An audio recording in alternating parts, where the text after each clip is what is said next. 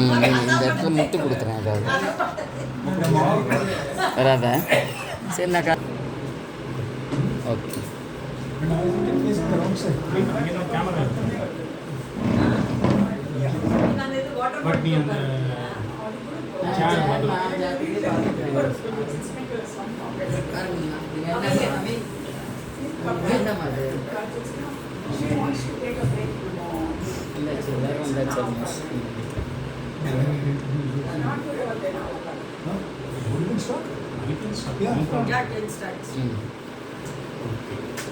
Introduce பண்ணி ஒரு பദ്ധதி இருக்கு, பிரவச்சனம் பண்ணணும் அப்படின்னு ஒரு இன்ட்ரோடியூஸ் பண்ணிட்டு நானே இன்ட்ரோடியூஸ் பண்ணிட்டுறேன்.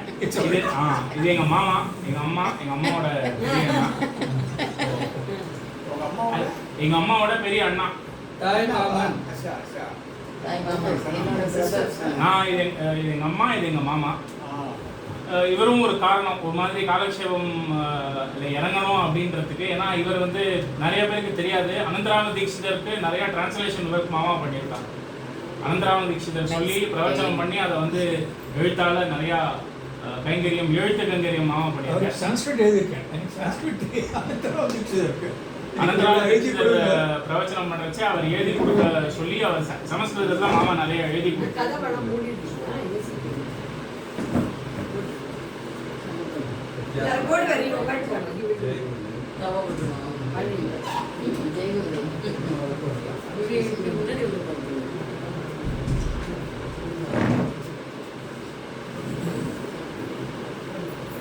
என்னோட பேர் நீலாஞ்சன் பாரத்வாஜ். நான் இப்போ இருக்கிறது துபாயில். என் குழந்தைங்களோட 2 பொன் குழந்தைங்க, அம்மா, ஒய்ஃப் எல்லாருமே துபாயில் தான் இருக்கோம். இந்த ஜூலை ஆகஸ்ட் லீவ் பீரியடுன்றதுனால குழந்தைங்களோட இங்கே வரைச்சே அம்மா மாமாவோட இருக்கா. மாமா என்னை கேட்டுகிட்டே இருந்தார், நீ இந்த மாதிரி ஆற்றுல ஒரு பிரவச்சனம் மாதிரி சொல்லணும் அப்படின்னு. நான் காலக்ஷேபம் பண்ணுறது ஸ்ரீரங்கப்பட்டினத்தில் நாகை வீரராகவாச்சாரியார் அப்படின்னு இருக்கார். வேலுக்குடி கிருஷ்ணன் சுவாமி பற்றி கேள்விப்பட்டிருப்பேன். அவருடைய தமையனார் திருநாகை வீரராகவாச்சாரியார்னு ஸ்ரீரங்கப்பட்டினம் பக்கத்தில் ஒரு விஸ்வக்ஷேமா அப்படின்னு ஒரு குருகுலம் வச்சு அவர் நடத்தின்னு வரார். அவர்கிட்ட தான் சம்பிரதாய காலக்ஷேபம் ஆயிருக்கு. இன்னைக்கு கங்கா அவதரணம் அப்படின்ற ஒரு தலைப்பில் ஒரு 20-25 நிமிஷம் பேசலாம் அப்படின்ற மாதிரி ஒரு எண்ணம். அதனால் பெரியவா எல்லாரும் அதுக்கு அனுகிரகிக்கணும்னு பிரார்த்திக்கிறேன். ஒரு சின்ன பദ്ധதி இருக்குது, அந்த பദ്ധதி எப்படி இருக்கோ அந்த பദ്ധதியில் எடுத்துகிட்டு போகிறேன். நடுவில் உங்களுக்கு ஏதாவது கேள்விகள் இருந்தாலும் இந்த பிரவச்சனம் முடிஞ்ச பிற்பாடு கேட்கலாம். ஓம் பத்ரம் கர்ணேபிः ஸ்ருணுயாம தேவாः भद्रं पश्येमाक्षभिर्यजत्राः स्थिरैरङ्गैस्तुष्टुवागुंसस्तनूभिः व्यशेम देवहितं यदायुः स्वस्ति न इन्द्रो वृद्धश्रवाः स्वस्ति नः पूषा विश्ववेदाः स्वस्ति नस्तार्क्ष्यो अरिष्टनेमिः स्वस्ति नो बृहस्पतिर्दधातु. ॐ शांति शांति शांति.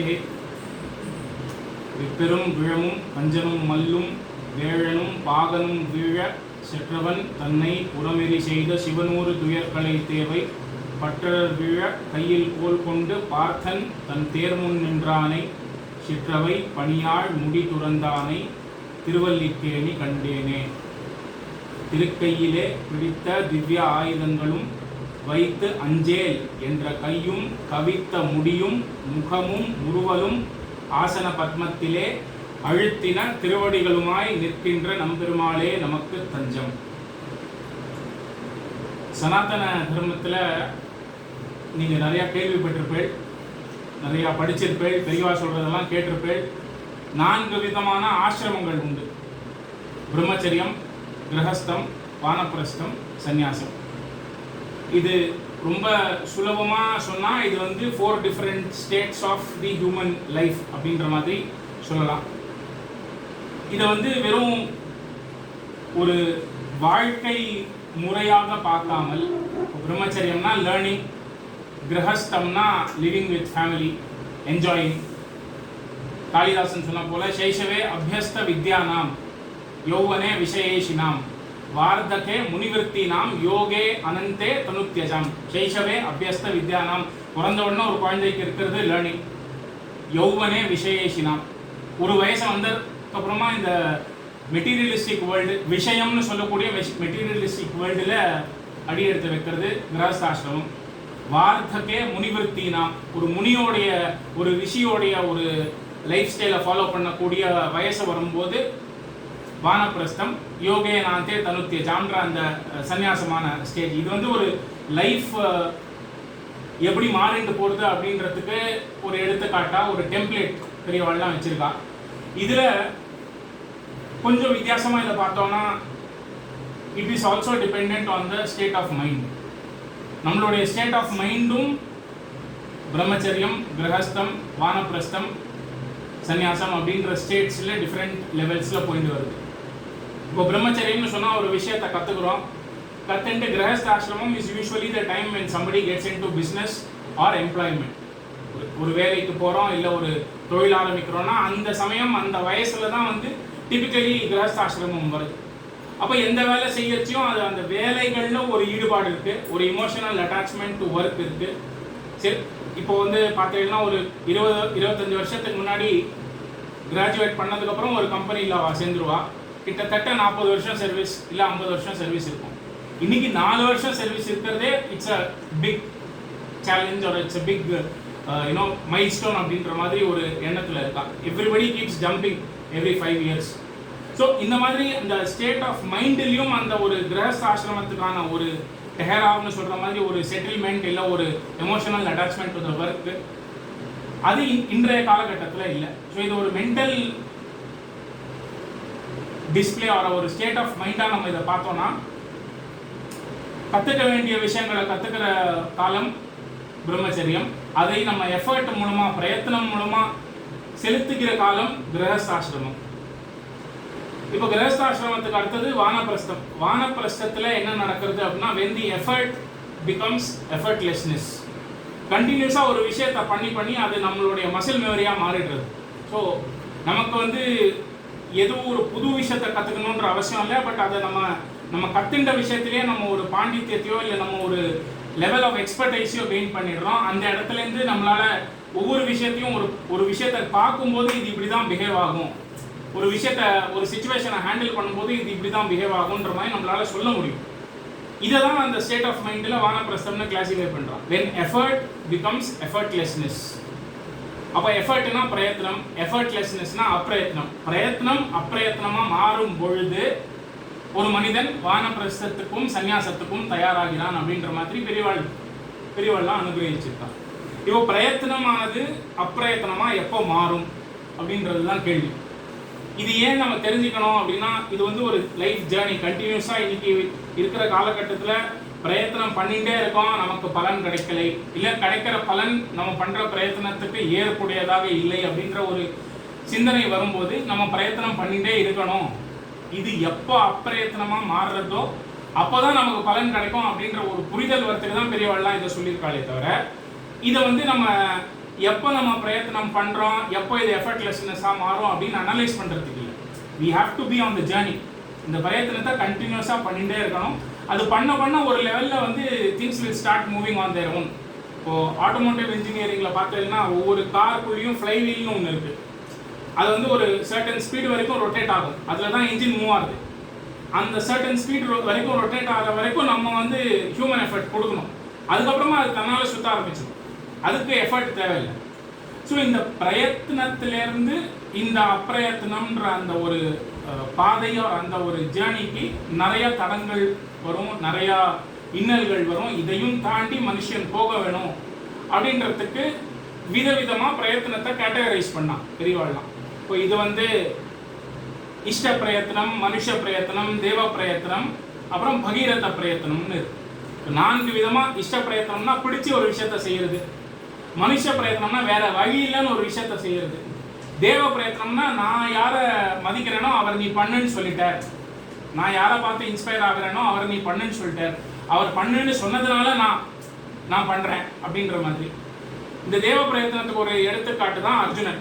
யுத்தத்தில் கண்ணபிரான் எப்படி சொல்கிறாரோ கடைசியில் at some point of time மையேவ மன ஆதத்ஸ்வ மை புத்திம் நிவேஷய நிவசிஷ்யசி மையேவ அத ஊர்துவம் ந சம்சய அப்படின்றார். நீ கடைசியில் என்ன நீ நினைச்சாலும் நான் சொல்கிறது தான் நீ செஞ்சாகணும்.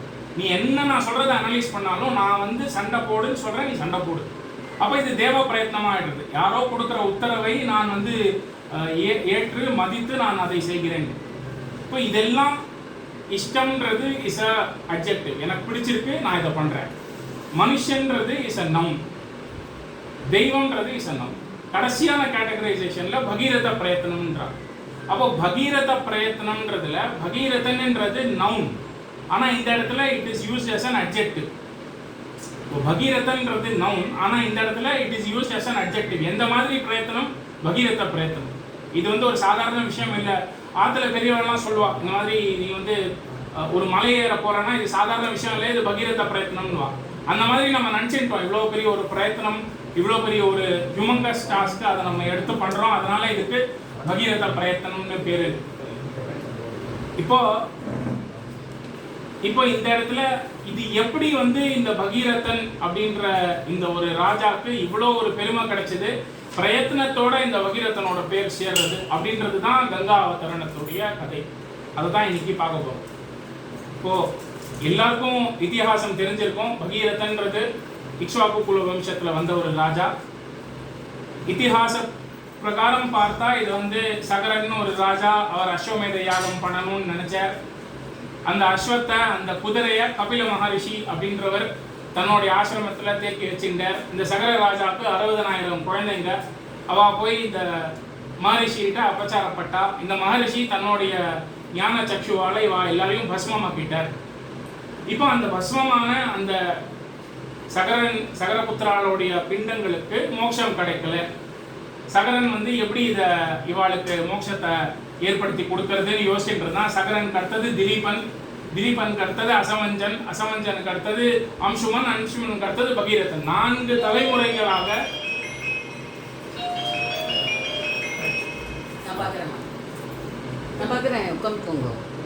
அப்போ 4 தலைமுறைகளாக எப்படி இந்த சகரபுத்திராளுடைய அந்த ஆஷஸ்ன்னு சொல்லக்கூடிய அந்த பஸ்மத்தை கரை சேர்க்க முடியும் அப்படின்னு இவ ஒரு வழியை தேடிட்டு இருக்கா. இந்த வழியை தேடின்னு இருக்கச்ச இவாளுக்கு இந்த மாதிரி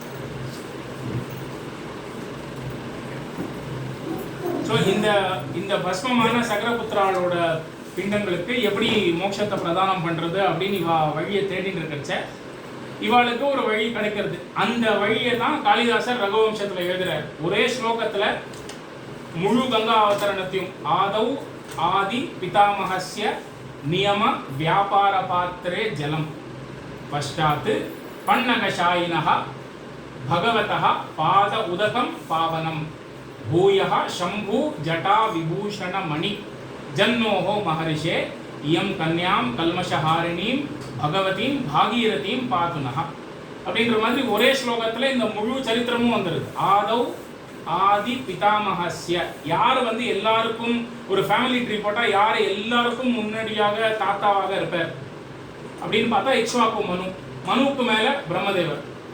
அப்போ பிரம்மதேவரால் நியம வியாபார பாத்திரம், பிரம்மதேவருடைய கமண்டலு ஜலமான அந்த ஜலத்தால் பூஜிக்கப்பட்ட, யார் நோக்கி இந்த பூஜை பண்றார் பிரம்மதேவர் அப்படின்னு பார்த்தா ஆதௌ ஆதி பிதாமகஸ்ய நியம வியாபார பாத்திரே ஜலம் பஷ்டாத் பன்னகசாயினஹ பகவதஹ பாதோதகம் பாவனம். எம்பெருமானுடைய பன்னகசாயினகனா மகாவிஷ்ணு, எம்பெருமான் ஸ்ரீமன் நாராயணனுடைய பாதத்தை பிரம்மதேவர் தன்னுடைய கமண்டலு தீர்த்தத்தால அவர் அபிஷேகம் பண்றார், அவர் பாத பூஜை பண்றார். அப்ப எந்த இடத்துல எம்பெருமானுடைய பாதத்தை பிரம்மதேவர் கமண்டலு தீர்த்தத்தால அபிஷேகம் பண்றாரு இல்ல பாத பூஜனம் பண்றாருன்னு பார்த்தா வாமனாவதாரத்துல எம்பெருமான் 3 அடி அளந்தான். முதல் அடி பூமியை அளந்தான், 2வது அடி வானத்தை அளந்தான. வானத்தை அளக்கறச்சே வானத்துக்கு வெவ்வேறு எல்லைகள் உண்டு.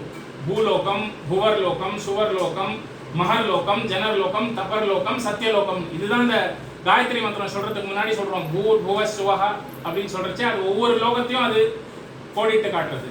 அப்போ அந்த சத்தியலோகத்துல எம்பெருமானுடைய பாதம் போச்ச விஷ்ணுவாகப்பட்டவருடைய பாதம் சத்தியலோகத்தை போய் அடையும் பொழுது பிரம்மதேவர் தன்னுடைய கமண்டலு தீர்த்தத்தால அதுக்கு அபிஷேகம் பண்றாரு. அப்போ விஷ்ணுவின் பாதத்தை பட்டதினால் சத்தியலோகத்தில் ஒரு நதி உருவாகிறது. அதுக்கு விஷ்ணுபதினு பேரு. விஷ்ணுவின் பாதத்தை பட்டு சத்தியலோகத்தில் சஞ்சாரம் செய்யக்கூடிய நதி, அதுக்கு விஷ்ணுபதினு பேரு. இப்போ அந்த விஷ்ணுபதியான நதியை பூலோகத்துக்கு கொண்டு வரணும். கொண்டு வந்தாதான் இந்த சகரபுத்திராளுடைய எல்லா ஆஷஸ் இந்த பஸ்மத்தையும் அது வந்து கரை சேர்க்கும், அவளுக்கு மோட்சத்தை கொடுக்கும். இப்போ இதுதான் வந்து ஒரு ஃபார்முலா. இந்த ஃபார்முலாவை நோக்கி பகீரதன் முடிவு எடுக்கிறான். பிரம்மதேவரை நோக்கி தவம் பண்ணி இந்த விஷ்ணுபதின்ற ஜலத்தை நான் பூலோகத்துக்கு கூட்டிட்டு வரேன். இப்போ இங்கேருந்து நீங்க நதியோட பேர் எப்படி மாறுறதுன்றத கொஞ்சம் கவனம் வச்சு பாருங்க. அதனால தான் இதுக்கு பகீரத பிரயத்தனம்னு பேரு. எவ்வளவு சேஞ்சஸ், எவ்வளவு தடங்கல்கள் வந்துட்டே இருக்குது. இப்போ முதல்ல தவம் பண்றது பிரம்மதேவரை நோக்கி. பிரம்மதேவரை நோக்கி தவம் பண்ணோன்னா அவர் வந்து சொல்றார், ஆமா விஷ்ணுபதினு ஒரு நதி இருக்கு, இப்போ அந்த நதியை நீ வந்து அடுத்த லெவலுக்கு எடுத்துட்டு வரணும், பூலோகத்துக்கு எடுத்துட்டு வரணும்னா பூலோகத்துக்கும் சத்தியலோகத்துக்கும் நடுவில் தேவலோகம் இருக்கு. இப்போ அவர் சொல்றார், தேவலோகத்துக்கே ஆல்ரெடி இந்த விஷ்ணுபதியான நதி வந்துடுது, அதுக்கு மந்தாக்கினின்னு பேரு. இப்போ நீ என்ன நோக்கி தவம் பண்ணி பிரயோஜனம் இல்லை பகீரதா, நீ இந்திரனை நோக்கி தவம் பண்ணு. இந்திரனை நோக்கி தவம் பண்ணி இந்திரன் சொன்னாதான் அந்த மந்தாக்கினி ஆனவள் பூலோகத்துக்கு வருவாள். இப்போ எதுக்கு மந்தாக்கினின்னு பேர் வருது? மந்தம் அக்கினி இது மந்தாக்கினி.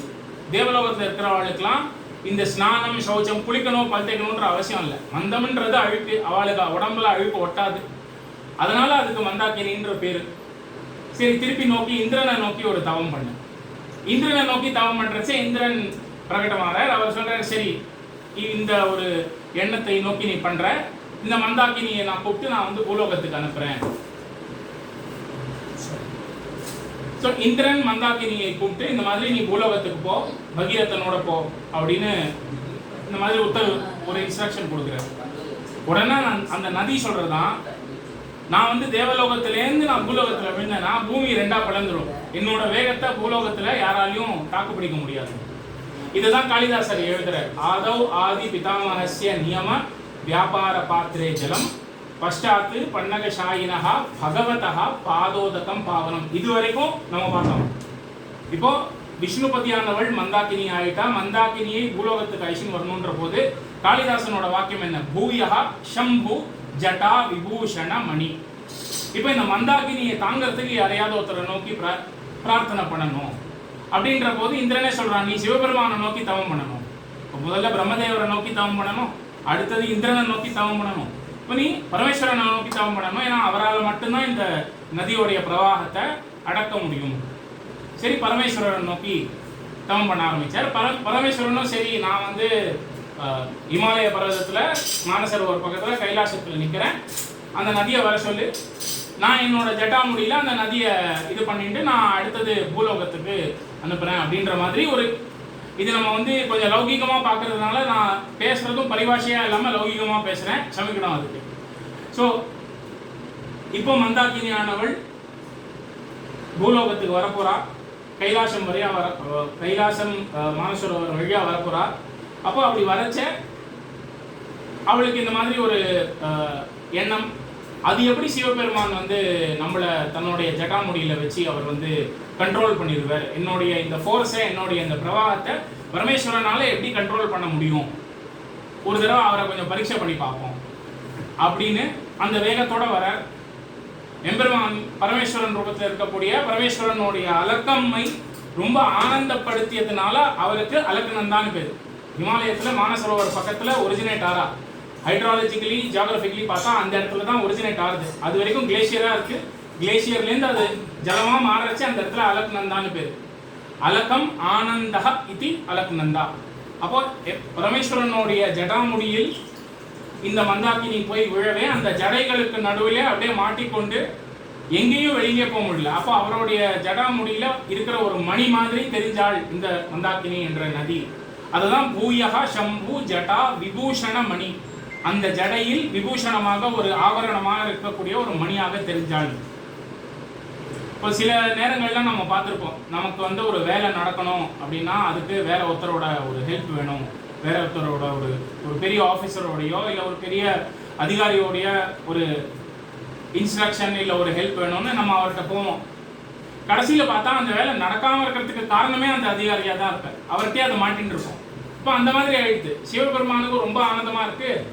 அவருக்கு தெரிஞ்சிருச்சு இந்த மாதிரி மந்தாகினி இவ்வளோ அகம்பாவத்தோட இருக்கா, அதை நம்ம வந்து அடக்கணும்னு அவர்கிட்டேருந்து ஒரு சொட்டு தண்ணி வெளில வருது. இப்போ இந்த இடத்துல சிவபெருமானை நோக்கி திருப்பி தவம் பண்ணணும். என்ன தவம் பண்றது? இப்போ பகீரதனுக்கு இவ்வளோ நாள் வரைக்கும் மனசுல என்ன, என்னுடைய முன்னோர்களுடைய அந்த பிண்டமா இருக்கக்கூடிய, என்னுடைய முன்னோர்களுடைய அந்த பஸ்ம பிண்டமா இருக்கக்கூடிய இடத்தில் இந்த நதியை அழிச்சுட்டு போனா அவளுக்கெல்லாம் வந்து மோட்சம் கிடைக்கும். அப்போ there is some desire, there is some ஆசை, there is some காமம் இன் பகீரதன்ஸ் மைண்ட். அவர் அந்த காமம், என்னுடைய விஷயம், என்னுடைய பரிவாரம், என்னுடைய குடும்பம், இதுக்காக நான் மந்தாகினி அழிச்சுட்டு வரேன், இதுக்காக நான் கங்கை அழிச்சுட்டு வரேன் நினைக்கிறவர் அந்த இடத்தில் எம்பெருமானை நோக்கி பிரார்த்தனை பண்றார். இந்த மாதிரி இந்த அலக்கநந்தாவாக இருக்கக்கூடிய இந்த நதியை தன்னுடைய ஜடையிலிருந்து பூலோகத்துக்கு அனுப்பணும்னு. இந்த பாவனையை தான் நந்தனார் சரித்திரத்துல ஒரு பாசுரமா எழுதியிருக்கா. காமம் அகற்றிய தூயனவன் சிவகாம சௌந்தரி நேயனவன் ஒரு பாட்டு வரும். காமம் அகற்றிய தூயனவன் சிவகாம சௌந்தரி நேயனவன் மாமரையோதும் செவ்வாயனவன் மணிமன்றம் எனும் ஞானாகாயனவன் கல்லை கனிவிக்கும் சூட்சனவன் முடி கங்கை கருளிய கர்த்தனவன் தில்லை சிதம்பர சித்தனவன் தேவர் சிங்கம் எனும் உயர்தங்கம் அவன். அப்ப இந்த மாதிரி பகீரதன் பிரார்த்தனை செய்யும் போது அந்த அலக்நந்தா, விஷ்ணுபதி மந்தாகினி அலக்நந்தாவா எம்பெருமான் பரமேஸ்வரன் பகீரதனுக்கு இந்த நதியை அனுப்புகிறார் பூலோகத்துக்கு. இப்போ மானசரோவர் வரைக்கும் அலக்நந்தாவா இருக்கு. மானசரோவர்லேருந்து வரைச்ச Haridwar is the entry point to India. ஹரித்வாருக்கு மேலே ரிஷிகேஷ், அதுக்கு மேலே ஷதோபந்த்னு ஒரு இடம் இருக்கு. இப்போ இந்த ஷதோபந்த்ன்ற இடம் வரைக்கும் அலக்நந்தாவா வருது. இப்போ இந்த ஷதோபந்த்ன்ற இடத்துல ஒரு ரிஷி இருக்கார், ஒரு ஆசிரமத்தை வச்சுன்னு ஒரு ரிஷி இருக்கார். அவருக்கு ஜகனுன்னு பேர். இந்த ரிஷியோட ஆசிரமத்தை பார்க்கும்போது இந்த அலக்நந்தா இது வந்து ஒரு ரெப்ரசன்டேஷனா எப்படி எடுத்துக்கிறான்னா, பகீரதன் நடக்க நடக்க பகீரதன் பின்னாடி அலக்நந்தா ஒரு பெண்ணாக, ஒரு சின்ன குழந்தையாக நடந்து வரா. ஸோ அந்த அலக்நந்தா ஆகப்பட்ட அந்த நதி அந்த ஆசிரமத்தை பார்க்கறது, அந்த ரிஷியை பார்க்கறது, உடனே அவளுக்கு வந்து ஒரு ஃபாதர்லி ஃபீலிங் மாதிரி, இது இவரை பார்த்தா என்னோட அப்பா மாதிரி இருக்கே அப்படின்ற மாதிரி ஒரு எண்ணம் வரும். இப்போ இது வந்து சுய அனுபவம். எனக்கு வந்து 2 குழந்தைங்க இருக்கா, 2மே பெண் குழந்தைங்க. ஸ்கூலில் யாராவது அவளை திட்டினாலோ இல்லை ஸ்விம்மிங் கிளாஸில் யாராவது திட்டினாலோ வந்து அப்பாவை தான் திட்டுவாள். இது ரொம்ப நாளாக எனக்கு புரியல, இது ஏன் வந்து அப்பாவை திட்டுறா, அப்பாவோட சண்டை போடுறான்னு. அதுக்கப்புறம் நான் யோசிச்சு பார்த்தேன், என்னோட ஒய்ஃபும் அவள் அப்பாவை தான் திட்டுவாள். ஏதாவது பிரச்சனை எங்களுக்குள்ள அப்படின்னா அவள் அப்பாவை தான் திட்டுவாள்.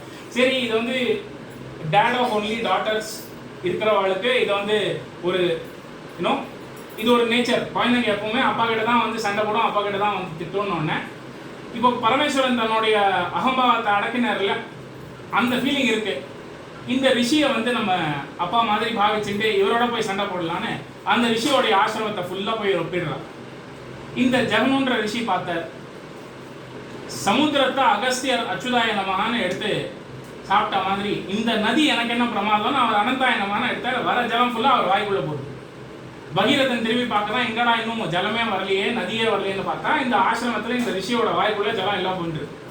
இப்போ அவரை நோக்கி திருப்பி போய் பிரார்த்தனை பண்ணும். சம்மந்தமே இல்லாமல் நம்ம வந்து ஒரு வேலையை பண்ணிட்டு இருப்போம், எல்லாம் முடிஞ்சிருச்சுன்னு நினைக்கிறச்ச இந்த பிக்சர்லேயே இல்லாத ஒரு ஆள் வந்து இந்த இது நடக்காது அப்படின்னு நிறுத்திடுவான். அந்த மாதிரி இந்த ஜெகன் ரிஷி வர அவர்கிட்ட போய் திருப்பி பிரார்த்தனை பண்ணணும்னா அவர் தன்னோட காதை ரசிச்சார். அவர் காதிலேருந்து ரிஷிபுத்திரியா ஜான்னவியா ஷதோபந்த்லேருந்து ரிஷிகேஷ் வரைக்கும் ஜான்னவி, ரிஷிகேஷ்லேருந்து ஹரித்வார் வரைச்ச ஹரித்வார் பூமிக்கான துவாரம். அந்த பூமியை வந்து அடைந்தாள் காம் ஆகச்சந்தி இதி கங்கா அப்படின்ற மாதிரி பேர் மாறுறது.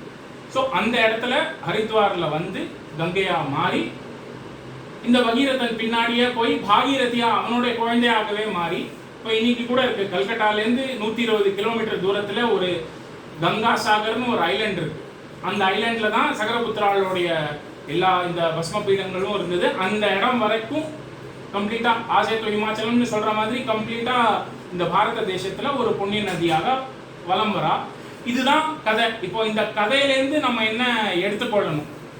இப்போ இந்த கதையிலேருந்து நம்ம இப்போ பேசணும் பிரயத்தனம் அப்பிரயத்தனம் அப்படின்றத பற்றி பேசணும். ஒரு பிரயத்தனம்னு நம்ம எடுத்துட்டோம்னா நமக்கு எந்தெந்த இடத்துல தடங்கள் வருது, அந்த தடங்களை எப்படி தாண்டி போக வேணும் அப்படின்றதுக்கு ஒரு எடுத்துக்காட்டை இந்த கதையை ஜென்ரலாக சொல்லுவா. அடியனோட ஆச்சாரியன் சாய்ச்சார் இது பிரயத்தனத்தை தாண்டி போவதற்கு எடுத்துக்காட்டாக சொல்லாமல் இந்த கதையை நம்ம எப்படி எடுத்துக்கணும்னா, நம்மளால பிரயத்தனம் பண்ணுறதுக்கு அந்த வலு அந்த தெம்பு கிடையாது, நம்ம முதல்லயே பெருமாள்கிட்ட சரணாகதி பண்ணிட்டுருணும். அப்போ பெருமாள் தான் நம்ம மூலமாக இருந்துட்டு, இப்போ பெரியவாச்சன் பிள்ளை வியாக்கியானத்தில் எம்பெருமான் இருக்கக்கூடிய இடங்கள் பர விபவ வியூக அந்தர்யாமி அர்ச்ச அப்படின்னு 5 இடங்கள் சொல்லுவார். ஒன்று பரவியூகம் அப்படின்னா பரவாசு தேவனாக எம்பெருமான் வைகுண்டத்தில் இருக்கக்கூடிய நிலை. வியூக அப்படின்னா எம்பெருமான் திருப்பார்கடலில் இருக்கக்கூடிய இடத்துக்கு வியூகம் அப்படின்னு பேரு. விபவ அப்படின்னா எம்பெருமான் 10 அவதாரமா எடுத்தான். இந்த மாதிரி இந்த தசா அவதாரங்களுக்கும் விபவ அவதாரங்கள்னு பேரு. அந்தர்யாமின்றது ஒவ்வொருத்தருடைய மனசுலயும் இருக்கக்கூடிய அந்த ரூபத்துக்கு அந்தர்யாமின்னு பேரு. அர்ச்ச அப்படின்றதுக்கு இப்போ கோவிலில் போறோம், எம்பெருமான் நரசிம்மனா காட்சி அளிக்கிறான், திருப்பதி ஏழுமலையானா காட்சி அளிக்கிறான். இந்த அர்ச்ச அவதாரமா இருக்கிறதுக்கு அர்ச்ச அப்படின்னு பேரு. இப்போ இதுல ஒவ்வொரு இடத்துலையும் எம்பெருமானுக்கு ஒவ்வொரு பேர் இருக்கச்ச அந்த அந்தர்யாமின்ற இடத்துக்கு மட்டும் பெரியவாச்சான் பிள்ளை வியாக்கியானத்தை சொல்ற ஊட்டும் இடும் அப்படின்ற. அப்ப நமக்குள்ள இருந்துட்டு எம்பெருமான் நமக்கு ஊட்டின்னு இருக்கான். He is feeding us to be able to be strong to do the பிரயத்னம். அந்த பிரயத்னத்தை பண்ணுவதற்கு நமக்கு எம்பெருமான் சக்தியையும் வலுவையும் கொடுத்துட்டு இருக்கான். அந்த வலுவை எதற்கு பிரயோகிக்கணும்னா, எனக்கு வலு இல்லை, உன்னோட சக்தினால தான் நான் போயிட்டு இருக்கேன் அப்படின்ற புரிதலுக்காக நம்ம பிரயோகிச்சுக்கணும். அதனால கங்காவதரணம் சொல்றது நமக்குன்னு எந்த விதமான ஒரு கெப்பாசிட்டியும் கிடையாது. பகவான் அனுகிரகிச்சானா நம்மளால முன்னாடி போக முடியும் அப்படின்ற ஒரு புரிதல் வரத்துக்காக. இதை தான் எம்பெருமான் சரம ஸ்லோகத்திலேயே சொல்றான். சர்வதர்மான் பரித்யஜ்ய மாமேகம் சரணம் ரஜ அகம் துவா சர்வ பாபேபியோ மோக்ஷயிஷ்யாமி மா சுச்சக. ஆனா சமஸ்கிருதத்தில் கேட்டா எம்பெருமான் இந்த விஷயத்தை எப்படி சொன்னான்றது புரியாது. இதை தேசிகாச்சாரர் தமிழ்ல மொழிபெயர்க்கிறார். கல்லாராகிலும் கர்மமும் ஞானமும் காதலும். கல்லு நெஞ்சக்காரா இருந்தாலும் அவளுக்கு வாழ்க்கையில கர்மம் ஞானம் காதல் இந்த 3 கண்டிப்பா இருக்கும். இப்போ கர்மம் அப்படின்னா எஃபர்ட், ஞானம் அப்படின்னா லேர்னிங், காதல் லவ் எமோஷன். மற்றெல்லா நிலைகளுக்கேற்ப விதித்த கிரிசைகளும். கிரிசைகள்னா ரூல்ஸ். இப்போ ஒரு வேலையை செய்யணும், ஒரு பிரயத்னத்தை செய்யணும்னா அதுக்கு ரூல்ஸ் இருக்கும், இந்த மாதிரி தான் செய்யணும்னு. ஒரு லேர்னிங்னா அதுக்கும் ரூல்ஸ் இருக்கும், இந்த மாதிரி தான் பண்ணணும்னு. ஒரு விதமான பாவம் ஒரு விதமான காதல் இருக்குன்னா அதுக்கும் ரூல்ஸ் இருக்கும், இந்த மாதிரி தான் நம்ம பண்ணணும்னு. அப்போ கல்லார் ஆகிலும் கர்மமும் ஞானமும் காதலும் மற்றெல்லா நிலைகளுக்கேற்ப விதித்த கிரிசைகளும் வல்லார் முயல்க. நோக்கு வலு இருந்ததுன்னா நீ முயற்சி பண்ணு. வல்லார் முயல்க வலி இழந்தார் என்றனை தொழுக என்று எல்லா தர்மங்கள் உரைத்தவன் இன்னடி சேர்ந்தனம் என்ற. அப்போ இந்த இடத்துல வல்லார் முயல்கன்னா உனக்கு வலு இருந்தா நீ முயற்சி பண்ணு. வலி இழந்தார் என்றனை தொழுக. உனக்கு பலம் இல்லை, பிரயத்தனம் பண்றதுக்கே உனக்கு பலம் இல்லைன்னா நீ என்ன நோக்கி சரணாகதி பண்ணுன்றது ஒரு லிட்டரல் அர்த்தமா வருது. ஆனா இதுக்கு பெரியவாள்லாம் எப்படி வியாக்கியானம் கொடுத்துருக்கா? வல்லார் முயல்க வலு இழந்தார் என்றனை தொழுக என்று எல்லா தர்மங்கள் உரைத்தவன் இன்னடி சேர்ந்தனமேன்னா நோக்கு பலம் இல்லை என்றத முதலியே புரிஞ்சுட்டு முயற்சியை பண்றதுக்கு முன்னாடி என்கிட்ட சரணாகதி பண்ணு, முயற்சி அது திருவினையாக்கும் அப்படின்ற மாதிரி ஒரு எண்ணத்தை பெரியவாள்லாம் அனுகிரகிச்சிருக்கா. ஸோ அந்த மாதிரி இந்த கங்காவதரணத்தை இந்த மாதிரி ஒரு சாநித்தியத்தில் உங்கள் எல்லாரோடையும் ஷேர் பண்ணின்றதுக்கு ஒரு வாய்ப்பு கொடுத்து நீங்கள் எல்லாம் நேரம் ஒதுக்கினதுக்காக நன்றி பாராட்டி அமைகிறேன். திருக்கையிலே பிடித்த திவ்ய ஆயுதங்களும் வைத்து அஞ்சேல் என்ற கையும் கவித்த முடியும் முகமும் முறுவலும் ஆசன பத்மத்திலே அழுத்தின திருவடிகளுமாய் நிற்கின்ற நம்பெருமாளே நமக்கு தஞ்சம்.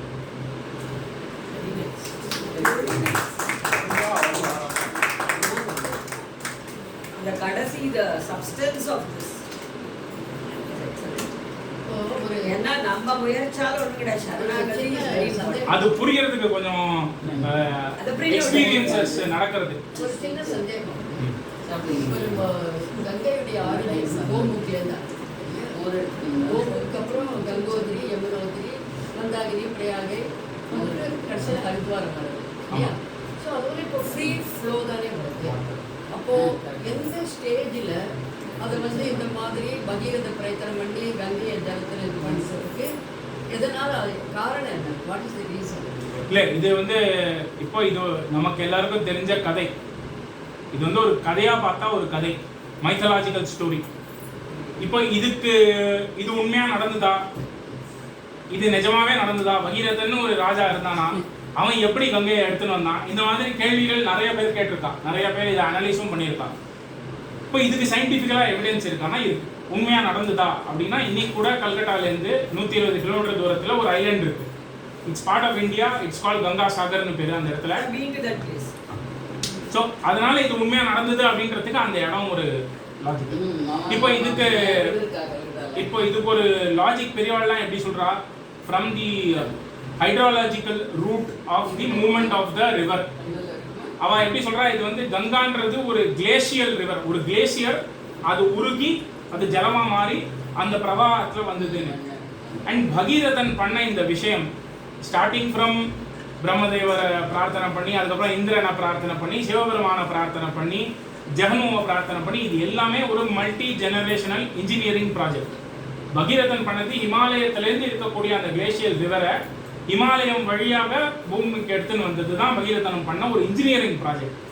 இப்போ இதில் ஒரு கேள்வி வரும். அப்போது பரமேஸ்வரனுடைய ஜடாமுடியில் பூய சம்பு ஜடா விபூஷண மணி அப்படின்னு சொல்கிறோன்னா, கோமுக்கு பக்கத்தில், கோமுக்கிலேருந்து மானசரோவர் வரைக்கும் it is a full stretch of dense forest.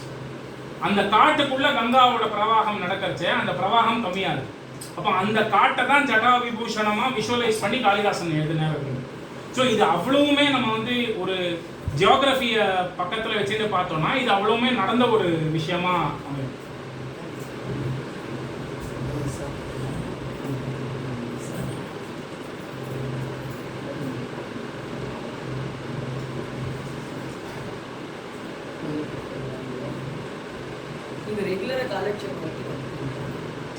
காலட்சேபம் கற்றுன்னு இருக்கேன். அதே மாதிரி காலட்சேப ஆச்சாரியன் நான் சொன்னேன் இல்லையா, திருநாகை வீரராச்சாரன்னு, அவருடைய ஆக்ஞை பிரகாரம் இப்போதைக்கு பகவத்கீதா, கீதா விஷயம் இது மட்டும்தான் காலட்சேபம் பண்ணிட்டு இருக்கேன். கிளாஸ் மாதிரி எடுக்கிறேன். ஒரு 40 பேர் கற்றுக்கிறா எவ்ரி. எனக்கு பரிபூர்ணமாக கிரந்த சாதுஷ்யம் ஆயிடுது, பூர்ணதையாக ஆயிடுது. அதனால நான் இங்கே ஓசூரில் இருந்தபோது 4 வருடங்கள் அவர்கிட்ட தான் இருந்தேன். அவர் மைசூரில் இருந்ததுனால every Friday, Saturday, Sunday, Monday 4 நாள் எனக்கு 4 டே வீக்கு. மீதி 4 நாள் கிரந்த சாதுஷ்யம் ஓரளவுக்கு ஆயிடுது. ஆமாம், பகவத்கீதை. அதுக்கப்புறமா ஸ்ரீபாஷ்யம் மன்னார்குடி ராஜகோபாலன் சுவாமிகிட்ட ஆச்சு.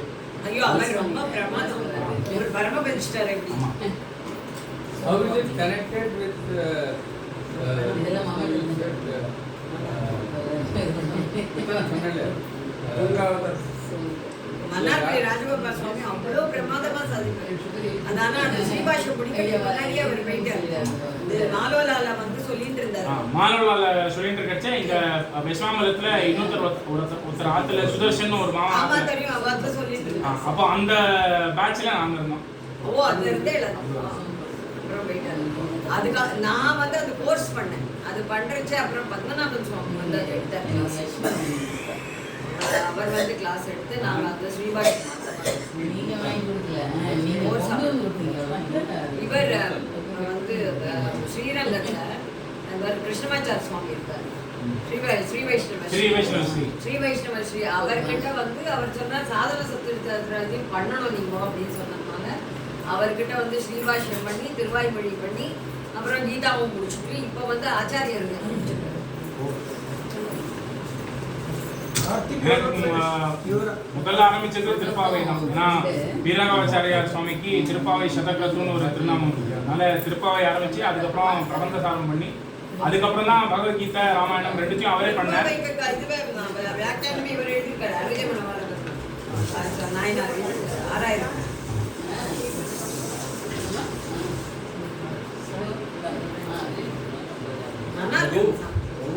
விஷயத்துக்கு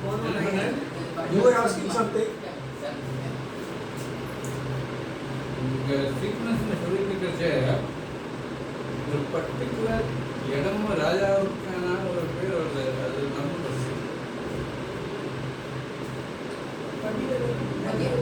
இல்லை இந்த ஃபாரஸ்ட்டில் போகிறது ஆமா அந்த இதெல்லாம் பேர் இல்ல அந்த கோமுகன்ற இடத்துல தான் ஒரிஜினேட் ஆகுது. அங்கேருந்து when you look at Kailash Mansarovar நீங்க அந்த யாத்திரையில போனீங்கன்னா அந்த ஃபுல் ஸ்ட்ரெச்சும் வந்து it's a dense forest. So அந்த இடத்துல கங்காவோட பிரவாகம் is the speed of Ganges is getting shortened. So அதுதான் ஹைட்ரோலாஜிக்கல் எக்ஸ்பிளனேஷன். இப்போ ஐஏஎஸ்சி சம்பிரதாயம் இருக்கிறவங்களுக்கு தெரியும். இந்த இதில் வந்து ஆண்டவன் ஆசிரமத்துக்கு ஸ்ரீகாரியம் சுவாமி இருக்கார், வீரராகவாச்சாரியர்னு அவருக்கும் பேர். அவர் வந்து ஐஏஎஸ்சியில் இருந்தபோது ஹீ லெட் அன் எக்ஸ்பெடிஷன். அப்போ தான் அவள் இந்த ஹைட்ராலஜிக்கல் மேப்பிங் ஆஃப் கங்கான்னு கம்ப்ளீட்டாக இவள் அதை பண்ணான். அதை பண்ணி அவள் ஒரு பேப்பராக பப்ளிஷ் பண்ணான். இந்த மாதிரி இது நடந்தது உண்மை, வந்து கங்கா சாகர் வரைக்கும் போகிறது அப்படின்னு. யமுனா கங்கா சரஸ்வதி இருக்கு, மூர்த்தியும் கல்பனை சொல்லுவோம். அது யமுனையில் இருக்கு, கங்கை இருக்கு, சரஸ்வதி இப்போ காணாமல் போகுது. இருக்கே சரஸ்வதி பத்ரிநாத் மாநாடு இல்ல மாநாடு இந்த அவசரத்துல what is the place of Yamuna and Saraswati? இல்லை, யமுனைக்கு பகீரத பிரயத்னத்தில் இந்த கங்கா அவதரணத்தில் இடம் கிடையாது. ஆனால் இதை வந்து இப்போ இந்த ஹைட்ராலஜிக்கல் எக்ஸ்பிளனேஷன்ல அவ சொல்றது என்னன்னா, இந்த கங்கா சாகர்ன்ற இடம் it was also a part where the Saraswati was flowing. So அவ சொல்றது சரஸ்வதி ட்ரை ஆனதுனால வேற ஒரு பெரனியல் ரிவரை கொண்டு வரணும்னா இந்த மாதிரி ஒரு ப்ராஜெக்ட் எடுத்தா அப்படின்னு சொல்றாங்க. தவிர அது வந்து யமுனைக்கு இந்த இடத்துல இடம் கிடையாது. இப்போ Saraswati project is going on. ஆமா. Rather to revive that river. ஏன்னா இப்போ வந்து Bengal was under Mamata, so they could not proceed. இப்போ இது வந்ததுனால they want to do it, and because it comes from Gujarat. ஆமா. அது பண்ணுறீங்க டாக்டர் கல்யாணம். அவர் he is doing that project, Saraswati river project. நான் மாமா கேட்டேன், இருமா ஒரு தடவை பிஜேபி வரட்டும், அதுக்கப்புறம் தான் அது திருப்பி பண்ண முடியும். The project is going on. 47 tower இருக்கார் doctor Kalyanaraman. He is doing that Saraswati river. Sathya ஆமா.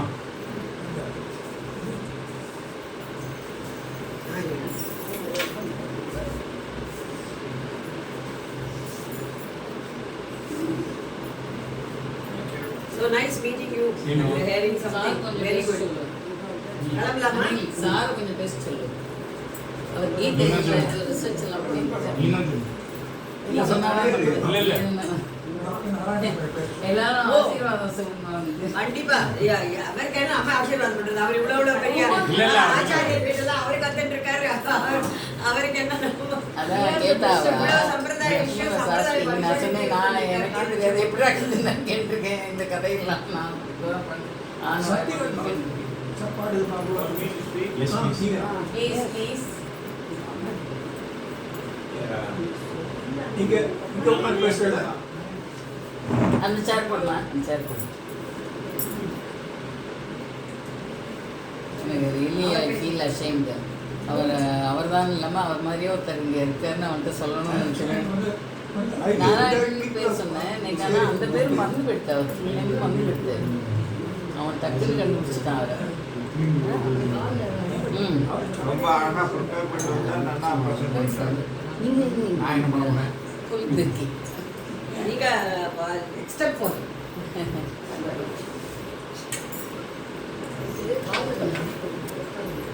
இது இதுல எங்க நீங்க கேட்கணும் மத் பக்தா அந்த எக்ஸ்பிரண்ட் அப்பப்போ த்ரூ அவுட்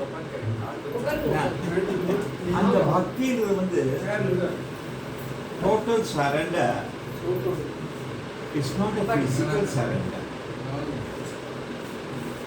அதாவது நமக்குன்னு ஒரு இண்டிபெண்டன்ட் திங்கிங் கெப்பாசிட்டிக்காக மனசு புத்தி சித்தம் அகங்காரம் இது எல்லாத்தையுமே கவர்ன் பண்றது வந்து நம்ம உள்ளுக்குள்ள இருக்கிற சீரல். அப்போ ரொம்ப அழகாக சொன்னார். இதோட historical background, geographical position, The divine is something beyond the human logics. நம்ம எல்லாருக்குமே அதை பற்றி கேள்வி கேட்க தோணும். எத்தனை நாளைக்கு அந்த கேள்வி கேட்குறோமோ அத்தனை நாளைக்கு பக்தி உள்ள வராது. ஏன்னா அந்த சக்தி அவ்வளோ பெரிய சக்தி. அந்த சக்தியோட ஒரு சின்ன அம்சம் ஏகாம்சேகசிக்கோ ஜெகத், என்டையர் ஜெகத்தையே ஒரு அம்சத்தில் அவர் கண்ட்ரோல் பண்ணிட்டு இருக்காருன்னா அது goes beyond our ability to understand. So நம்மளுடைய எஃபர்ட்டால் என்ன பண்ணுறோம்னு நினைக்கிறோமே, நம்ம பண்ணல, அவர் செய்ய வைக்கிறோம். இந்த ஒரு தாட்டோடு கூட நம்ம எந்த அப்ரோச் பண்ணோம், எல்லா பிரயத்னமும் சக்ஸஸ் ஆகும். நம்ம எந்த வேலையை தொடங்கினாலும் 10 தடவை கிருஷ்ணன் வந்தே ஜெகத்குருவான கிருஷ்ணன் நீ எனக்கு சொல்லு, நீ எப்படி சொல்றியோ நான் சக்ஸஸ் வரும். பெரிய பெரிய அச்சீவ்மெண்ட்ஸ் எல்லாம் அவ்வளோ சீக்கிரம் ஒன்றும் வந்துடாது, எஃபர்ட் வேணும், எல்லாராலையும் பண்ண முடியாது. பட் அதுக்கு கூட பகவான் சூஸ் பண்ணுறாரு இல்லையா? அப்போ இது நான் பண்ணேன்னு சொல்கிற வரைக்கும் அது பரிணமிக்காது. எனக்கு உள்ளே இருந்துன்னு பகவான் எவ்வளோ நாளைக்கு என்னை இயக்க வைக்கிறாரோ அது ஃபுல்லாக நான் டோட்டல் சரண்டரோட I keep doing. Yes, then things keep happening. events fall into position. அப்போ அந்த மாதிரி வந்து என்னெல்லாமோ அசகாசூசனம் பண்ணிட்டு ஒன்றுமே பண்ணாத மாதிரி எழுந்து போயிடுவான். அவள்கிட்ட ஏதாவது கேள்வி கேட்டால் கூட பெருசாக ஒன்றும் சொல்ல மாட்டான். பட் அவளோட லைஃபே ஒரு டீச்சிங் எல்லாருக்குமே. அந்த மாதிரி நம்ம இந்த லாஜிக்கல் கேள்வியில எது வரைக்கும் கேட்போம், எனக்கு புத்தி இருக்கு, புரிஞ்சிக்க முடியும், அதனால் ரொம்ப பேர் இந்த கேள்வியெல்லாம் கேட்கும்போது அதுக்கு சரியான பதில் எதிர்பார்க்க மாட்டேன். நான் இந்த கேள்வி கேட்டிருக்கேன், பதிலே கிடையாது, அந்த மாதிரி நினைக்கப்படுறதான் ஜாஸ்தி. வேற இந்த அந்த சினிமா எதிலும் இயங்கும் இயற்றம் நானே பாட்டும் தானே, அந்த சினிமா எவ்வளோ பியூட்டிஃபுல்லான வேர்ட்ஸ். எதிலும் இயங்கும் இயற்றம் நானே, அகம் சர்வஸ்ய பிரபவா மத்த சர்வம் பிரவர்த்ததே. Things happen, everything emanates from me. இப்போ இந்த மெசேஜ் எல்லாம் வந்து நம்ம எவ்வளோக்கு எவ்வளோ என்ன யோசனை பண்ணுறோமோ அத்தனை இந்த நான்கிற ஃபீலிங் போகும், டிவினிட்டி நம்ம. இதை நம்ம சொல்லி நடக்கிற சமாச்சாரமே இல்லை. அவாவான எக்ஸ்பீரியன்ஸ், டிவைன் எக்ஸ்பீரியன்ஸ், அனுபூதி. ஆனால் இந்த மாதிரி கேள்விகள், அதுக்கு வேண்டிய பதில்கள், இந்த பதில்களை இந்த பகீர் இந்த இருந்தா என்ன இல்லாட்டா என்ன, அவளுக்கு மோட்சம் கிடைச்சா என்ன கிடைக்காட்டா என்ன, கங்கை நதியோட விசேஷம் தான். ஆக்சுவலாக நதிகளில் ரெப்ரசன்டேஷனாக கங்கையாக இருக்கிறத வந்து பாரத தேசத்துக்கு மட்டும் கிடைச்ச ஒரு பெரிய விஷயம். அப்போ அந்த அளவுக்கு நம்ம வந்து ஒரு புண்ணிய பூமியில் பிறந்திருக்கோம். இந்த மாதிரி சத்சங்க நடத்த முடியாது, பேச முடியாது, interactions at the same time at least ஒரு கொஞ்சமாவது அந்த டிவினிட்டி நம்ம கூட வராது. இது வந்து ஒரு gradual greet. It is not a revolution, it's an evolution. அப்போ இனிய யூடிட் வேலை இல்லை, நமக்கு எல்லாருக்கும் எவ்வளவோ ஆப்பர்ச்சுனிட்டி இருக்கும், நிறைய வேலை இருக்கும். ஏன்னா நம்ம அதுக்கு நடுவில் படிக்கிறதுக்கு கூட ஆர்வம் காட்டுறதோ இல்லை. ஐம் ஷுர் நிறைய நாளைக்கு நீங்கள் ராத்திரி தூங்காதிக்காக படிச்சிருப்பேன். அது புரிஞ்சுக்கிறது ஒன்று, ரீடைன் பண்ணுறது ஒன்று. எப்போ ஒன்று இந்த random access memory RAM work பண்ணும் இல்லையா, அப்படியானா ரிட்ரீவ் பண்ண முடியும். இது எல்லாருக்கும் பகவத் அனுகிரகம் இருந்தால் மட்டும்தான் முடியும். அது பகவான் வேண்டி எவ்வளோ கொடுத்துருக்கிறவங்களுக்கு நீ வேறு வளரணும்னு என்னோட பிரார்த்தனை. நீங்க டீநகர்ல இருந்தீங்க, அவரோட காலேஜ் எஸ்வாமில் அங்க இருந்தீங்க. அரோடாஸ் 2014 to 17. நீங்க பேசுங்க. கம்பெனிமா இல்ல அவரா யார் வேணாலும் You must talk. வாங்க இங்க வாங்க. வாங்க வாங்க வாங்க. வாங்க இல்ல அங்கேயே உட்காந்து பேசுறோம். Company must come. கம்பெனி வாங்க வாங்க Vago. Don't feel shy. வாங்க வாங்க. Yesterday you guys got a nice time. I was telling you. Come here. Come. Really, அதுதான் Peetham. I really don't know what to say, but I'll say something. 6:10. ஆச்சாரியன் எதுக்கு ஒரு நமக்கெல்லாம் ஒரு ஆச்சாரியன் தேவை அப்படிங்கிற அந்த topic just because you said ஸ்ரீயபதியான சர்வேஸ்வரன் சித்தமா எல்லாருக்கோசரம் காத்துருக்கான்.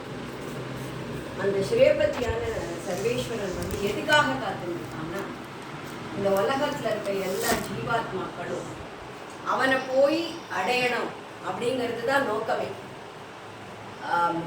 இந்த ஜீவன்கள் எல்லாம் போய் அந்த சர்வேஸ்வரனை எம்பெருமானை போய் அடையணும் அப்படிங்கிறது தான் அவனோட நோக்கம். நம்ம பிறந்திருக்கிறதே என்னன்னா, எல்லாரும் ஒரு நாள் இல்லாட்டா ஒரு நாள் நம்ம இந்த சரீரத்தை தியாகம் பண்ணிட்டு நம்மளோட ஜீவாத்மா போய் அந்த பரமாத்மாவை போய் அடையறதுங்கிறது தான் லட்சியம். அப்படி இருக்கிறச்சே அவன் பார்க்குறான், இன்னும் எப்போதான் இந்த ஜீவாத்மாலாம் நம்ம கிட்ட சேரும் அப்படிங்கிறது அவன் பார்க்குறான். ஆனால் நம்ம என்ன பண்ணுறோம், இங்கே இருக்க ஜீவாத்மாக்கள் இந்த உலகத்தை என்ன சொல்வா, இருள் தருமா ஞானம்னு சொல்லுவார். ஏன்னா இதில் இதில் இருக்க போக்கியங்கள்லாம் நம்மளை அப்படியே அதில் அழுத்துறது. இதுதான் நமக்கு வேண்டிய லட்சியமோ அப்படின்னு நினச்சிட்டு இங்கே இருக்க ஜீவன்கள் எல்லாம் இதுலேயே அனுபவிக்கிறதே ஒழிய நமக்கு நல்ல கர்ணகரைபலங்களை கொடுத்து அந்த பகவானை தியானம் பண்ணணுங்கிறச்சே யாருமே அது பண்ணுறதில்ல. நிறைய பேர் பண்ணுறதில்ல. இதுதான் இது போக்கியம், இதுதான் நமக்கு வேண்டிய லட்சியம் நினச்சிட்டு இந்த உலகத்திலேயே எல்லாரும் மூழ்கி இருக்கும். அப்படி இருக்கிறத பார்த்தா அந்த பகவான் அவ்வளோ வருத்தப்படுறாராம்.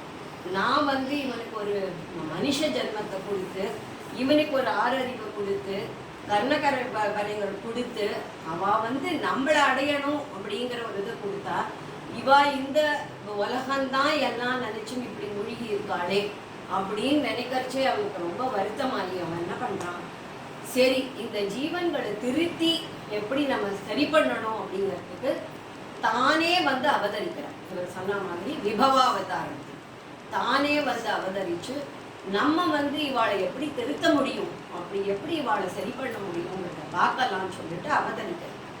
அப்பதான் ராமகிருஷ்ண அவதாரங்கள் இங்க நடக்கிறது. அப்படி நடக்கிறச்சேயும் இங்க இருக்க ஜீவன்கள்லாம் என்ன நினைச்சுக்கிறா, ராமனா அவன் நம்மளை போது மனுஷன் தானே, பாரு அவன் தன் கொண்டாட்டி தொலைச்சுட்டு இப்படி கஷ்டப்பட்டு இருக்கான், தெரிஞ்சுட்டு இருக்கான். அப்புறம் கிருஷ்ணனா அவன் ஏதோ மாயாஜால விதையை காமிச்சுட்டு போறான், சிசுபாலன் மாதிரி ராவணன் மாதிரி. அவன் எங்க ஒத்துண்டா அவள்னா, அப்பவும் அவன் நான் ஒரு தர்மத்தை காமிக்கிறேன் பண்றேங்கிறச்சையும் இந்த ஜீவன்கள் இவர் தான் நமக்கு லட்சியங்கிறத புரிஞ்சுக்கல. அப்போ பார்க்குறான் எம்பெருமான் பார்க்குறார், என்னடா இது நம்மளும் இந்த ஜீவன்களெல்லாம் திருத்தி நம்ம கிட்ட வரணும்னு பார்க்கணும்னு நினைக்கிறச்சே கூட இவாள்லாம் திரும்பி நம்ம கிட்ட வரமாட்டேங்கிறாள். அப்ப இவாளை எப்படி திருத்துறது அப்படின்னு நினைச்சிட்டு சரி ஆழ்வார்களை அனுப்புறார்.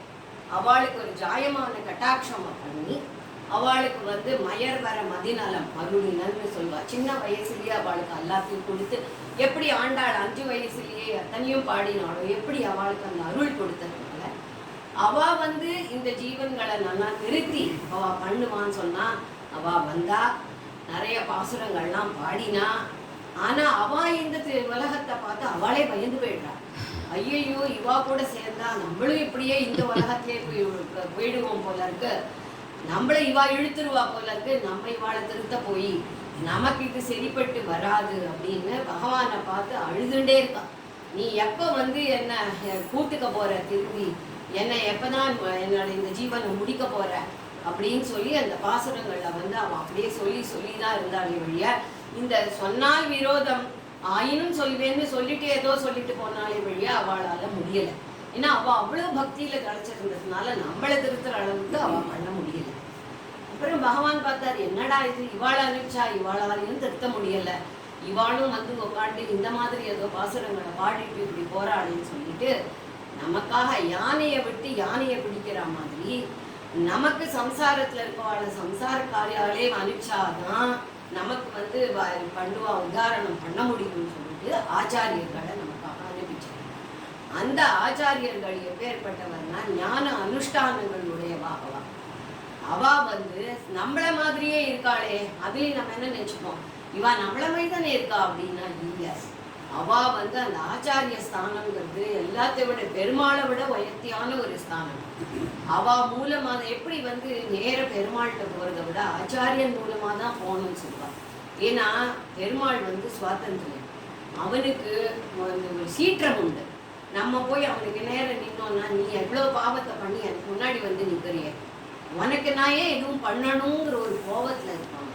அதுவே ஒரு ஆச்சாரியன் மூலமா போனாக்கா அவர் என்ன, நம் பையன் அப்படின்னு, ஐயோ என் பையன் அவனை விட்டுடு அப்படின்னு ஒரு ரெக்கமெண்டேஷன், அவரோட ஒரு ரெக்கமெண்டேஷன் இருக்கிறச்சே, அது வந்து இப்போ லௌகிக்கத்திலே நம்ம பார்க்குறோம். யாரோ ஒருத்தர் ரெக்கமெண்ட் பண்ணால் உடனே வேலை. அந்த மாதிரி அந்த ஆச்சாரியனோட ஸ்தானங்கிறது ரொம்ப ரொம்ப நமக்கு தேவையான ஒன்று. நேர போய் பெருமாளை சேவிச்சுமே நேர கிடைக்குங்கிறது பண்ணவே கூடாது. ஏன்னா அவன் சுவாதந்திரியம் உள்ளவனாக இருக்கிறதுனால நமக்கு எவ்வளோ பண்ணுவான்னு நமக்கு தெரியாது. ஸோ ஒரு ஆச்சாரியன் மூலமாக போனால் அந்த ஆச்சாரியன் வந்து நமக்கு பல விஷயங்கள் அவர் பண்ணுவார். இன்னொன்று, நம்மளுக்கு ஒரு நம்ம குற்றங்களை அவள் பார்க்கவே மாட்டான், பகவான் பார்ப்பார், அந்த ஆச்சாரியன் பார்க்க மாட்டார். சரி பரவாயில்ல, நம்ம பசங்க தானே, அவர் வந்து பெருமாள்கிட்ட சொல்றதுன்னு யாரு வந்து பண்ணாத குற்றம் பண்ணாதவா யாரு போனா போறது. அந்த மாதிரி ராமானுஜாச்சாரியார் மாதிரி ஒரு ஆச்சாரியன் அவர் வந்து ஜெகதாச்சாரியன், அவருக்கு 2 லோகத்தையும் கொடுத்துட்டார் பெருமாள். இகலோகம் பர, நீ யார உன் சம்பந்தம் யாருக்கு இருக்கோ அவளுக்கு கண்டிப்பா மோட்சம் உண்டு அப்படிங்கிற மாதிரி அவருக்கு எல்லாம் சொல்லி அந்த மாதிரி பண்ணி அந்த ஆச்சாரிய ஸ்தானத்துக்கு ஒரு ஒரு ரொம்ப இம்பார்ட்டன்ஸ், ரொம்ப முக்கியத்துவத்தை கொடுத்து, அதனால ஆச்சாரியன் தான் நமக்கு பஞ்சசம்ஸ்காரம் பண்றவர், அவர் தான் நமக்கு ஒரு மந்திரத்தை தரவர், அவர் தான் நமக்கு ஒரு மார்க்கத்தை காட்டுறவர். அதனால அந்த ஆச்சாரியங்கிற ஸ்தானத்தை தான் நம்ம ரொம்பவே ரொம்ப, அது ஆச்சாரியனே உத்தாரகன். அதனால அந்த ஆச்சாரியன் ஸ்தானம் ரொம்ப இம்பார்ட்டன்ட்டுங்கிறத சொல்லி அந்த ஆச்சாரியனோட முக்கியத்துவம் தேவை, அவரை தான் நம்ம பிடிச்சிட்டு நம்ம போற வழிக்கு உத்தாரகமா இருக்கும்னு சொல்லி ஆச்சாரியர்களிலும் அந்த மாதிரி. இப்போ எப்படி வந்து மதுரகவி ஆழ்வார் ஆண்டாள்லாம் வந்து அவர் ஆச்சாரியனே இருந்தார், மதுரகவி ஆழ்வார் பெருமாளே பாடலை, அவர் ஆச்சாரியன் தான் முக்கியம், நம்மாழ்வாரியே தான் பாடினார். ஆண்டாளும் தன்னோட அப்பா தான் அவர் ஆச்சாரியன், எல்லாத்துலேயும் அவர் பெரியாழ்வார் விட்டு சித்தம் தான் முடியும். அந்த மாதிரி அந்த ஆச்சாரியனோட முக்கியத்துவத்தை நமக்கு அவள்லாம் காமிச்சு கொடுத்துருக்கா. அந்த மாதிரி நம்மளும் அந்த ஆச்சாரியனை பிடிச்சிட்டு தான் நம்ம போகிறதுக்கு முயற்சிக்கிறோம். தேங்க்யூ.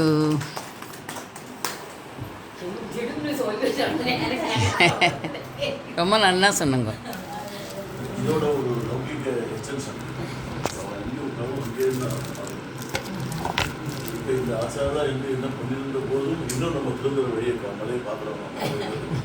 அதனால இப்போ அவரை மாதிரி 4 பேர், துஷ்யந்த் மாதிரி 4 பேர், அந்த மாதிரி நம்ம வீட்டில் மாதிரி இருக்காங்க. இதெல்லாம் என்ன பண்ணாங்கன்னா நமக்கு எப்படி சொன்னாலும் அந்த மாதிரி